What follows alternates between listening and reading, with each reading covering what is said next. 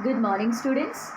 Let us continue with geography lesson number 7, lifelines of national economy. Till now, we have dealt with roadways as well as railways, right? Today, in this video, we are going to learn about waterways. Let us start. Waterways is the cheapest means of transport. So, compared to the other modes of transport, waterways is the cheapest means of transport. It is fuel efficient as well as environment friendly. Now, why is it environment friendly? As it causes less pollution, it is environment friendly. Okay. Waterways are suitable for carrying bulky goods. Bulky goods means heavy goods. Okay. So, waterways are suitable for carrying bulky goods. Now, let us study about inland waterways. Now, students, what do you mean by inland waterways? Yes, inland waterways are the mode of transportation by using rivers or lakes within the country. Okay. Inland waterways. India has inland navigation waterways of about 14,500 km in length, out of which 5,685 km are navigable by mechanized boats. Students, once again, India has inland navigation waterways of about 14,500 km in length, out of which 5,685 km are navigable by mechanized boats. Okay. Students, just have a look at this map. This map shows us national waterways. Now let us learn more about national waterways. Okay. First we will start with national waterways number 1. National waterways number 1, you will find it on the Ganga river. Okay. Between Allahabad and Haldia. And it is 1,620 km long. Okay. Now let us talk about NW number 2. That is National Waterways number 2. Okay. Now you will find National Waterways number 2 on the Brahmaputra river between Sadia and Dhubri. It is 891 km long. Okay, once again, NW number 2 on the Brahmaputra river between Sadia and Dhubri. It is 891 km long. Now let us learn about National Waterways number 3. Okay. The West Coast Canal in Kerala between Kottapuram and Kollam. Udyog Mandal Canal and Champakara canals. It is 205 km long. Okay. Now let us talk about National Waterways number 4. This you will find on the parts of River Krishna and Godavari rivers, along with Kakinada and Puducherry stretch of canals. Okay, it is 1,078 km long. Understood, students? Students, here you can see National Waterways number 5. Okay. It is on the parts of Brahmani river along with Matai river, delta channels of Mahanadi and Brahmani rivers, and East Coast Canal, and it is 588 km long. Okay. Students, I hope you have understood about national waterways. Okay, we had learnt about national waterways number 1, 2, 3, 4 and 5. Now let us proceed further. There are some other inland waterways on which substantial transportation takes place. Substantial transportation means large transportation.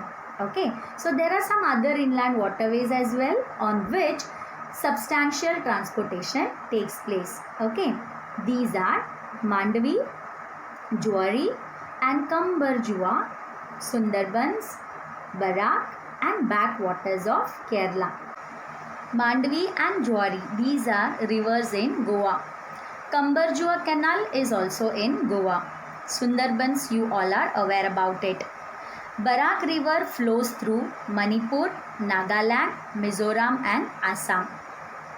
Now students, what do you mean by backwaters? Okay, backwaters. Here you can see backwaters of Kerala. Students, backwaters, you can see it is a body of water that is out of the main current of a larger body. Okay. We can also say that water backed up in its course by an obstruction or the tide. Okay, students. Now let us talk about the major seaports. The country's 95% foreign trade is moved by sea. That constitutes 68% in terms of value. Okay, so with a long coastline of about 7,516.6 km, India has 12 major and 200 intermediate, that is minor. Okay, so we have 12 major and 200 minor ports. Okay students, you need to remember this once again. The country's 95% foreign trade is moved by sea. So you would have understood how waterways are important. Okay. With a long coastline of about 7,516.6 km, India has 12 major and 200 intermediate, that is minor ports. Okay. Now just have a look at this map. Here you can see the major ports of our country. Students, here we can find Kandla Port in Gujarat, Mumbai Port in Maharashtra, Marmagaon Port in Goa, New Mangalore Port in Karnataka, Kochi Port in Kerala, Tuticorin Port in Tamil Nadu, Chennai Port again in Tamil Nadu, Visakhapatnam Port in Andhra Pradesh, Paradip Port in Odisha, Kolkata and Haldia Port in West Bengal. I hope you have understood the location of all these ports. This may be asked for your map plotting. Now let us learn in detail about these ports. Okay, we'll start with Kandla Port. It is located in the Gulf of Kutch. It was the first port which was developed soon after independence when the Karachi port went to Pakistan due to partition. Students, you all know, right? As due to partition, India lost important Karachi port to Pakistan. So Mumbai port was overburdened with excess work. This effect was neutralized by diverting trade to Kandla port, which is in Kutch district of Gujarat. Okay, it was developed to ease the volume of trade on the Mumbai port. It is also known as the Deen Dayal port. It is the tidal port. Now students, what do you mean by tidal port? Tidal port are the ports in which the water level within the port are subject to change with the ocean tides. Kandla port handles exports and imports of highly productive granary and industrial belt stretching across the states of Jammu and Kashmir, Himachal Pradesh, Punjab, Haryana, Rajasthan and Gujarat. Okay. Now let us learn about Mumbai port. It is the biggest port in India with natural harbour. Jawaharlal Nehru Port, developed nearby, to ease off the decongestion in Mumbai port. Now students, Mumbai port is the biggest port in our country. Okay, it is a natural harbour. Now students, what do you mean by natural harbour? A natural harbour is a landform where a section of a body of water is protected and deep enough to allow anchorage for ships. Jawaharlal Nehru Port developed nearby to ease off the decongestion in Mumbai port. Now what do you mean by decongestion? The process of relieving congestion, that is overcrowding. Okay, so Jawaharlal Nehru Port developed nearby to ease off the decongestion in Mumbai port. Now let us talk about Marmagaon port, okay, which is in Goa. It is the premier iron ore exporting port in our country. This port accounts for about 50% of India's iron ore export. So Marmagaon port accounts for about 50% of our country's iron ore export. Okay. New Mangalore port. It is located in Karnataka.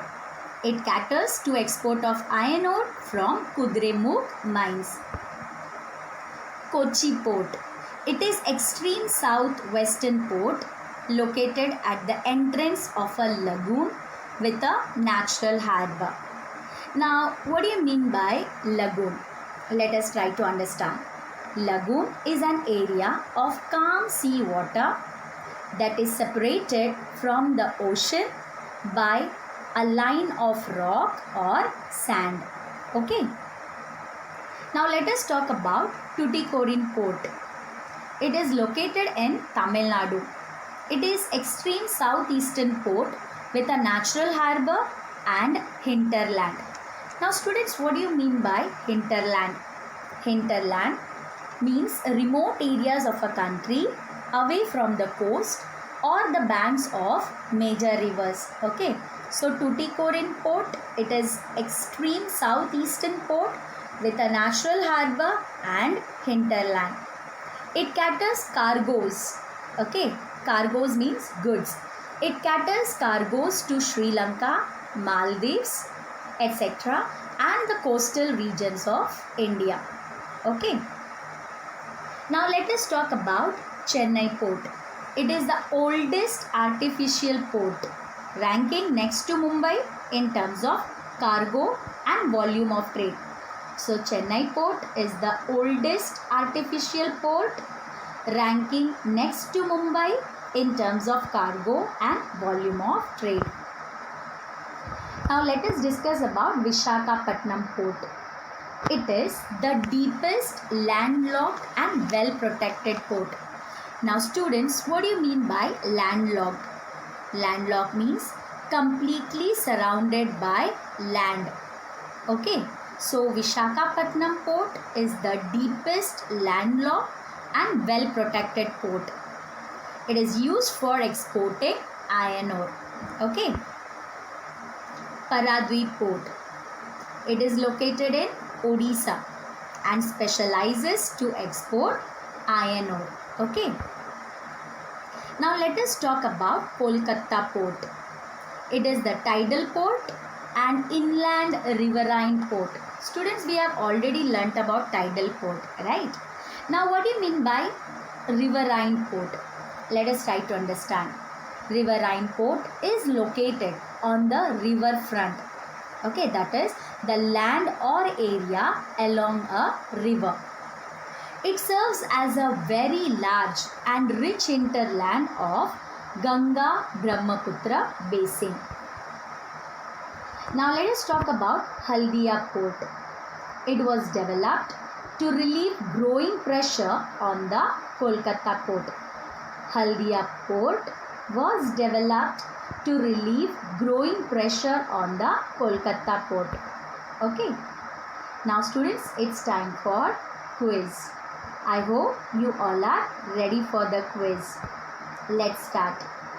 Which one of the following ports is the deepest landlocked and well protected port along the east coast? Yes students. Option A, Chennai. Option B, Paradweep. Option C, Tuticorin. Option D, Vishakhapatnam. Yes, which is the correct answer? Yes, very good. The correct answer is option D, Vishakhapatnam. Okay. Next question. Which one of the following ports was developed in order to relieve the pressure of Kolkata port? Option A, Paradip port. Option B, Tuticorin port. Option C, Haldia port. Option D, Chennai port. Yes, once again I'll read out the question for you. Which one of the following ports was developed in order to relieve the pressure of Kolkata port? Option A, Paradweep port. Option B, Tuticorin port. Option C, Haldia port. Option D, Chennai port. Yes, which is the correct option? Yes, the correct answer is option C, Haldia port. Haldia port was developed in order to relieve the pressure of Kolkata port. Very good. Students, I hope you all have understood whatever we have learned today. We have learnt about the national waterways. We have learnt about the major ports of our country, isn't it? So till now we have completed roadways, railways and waterways. Okay, we will cover the remaining topics in our next video. Meet you in the next video. Till then, bye and take care.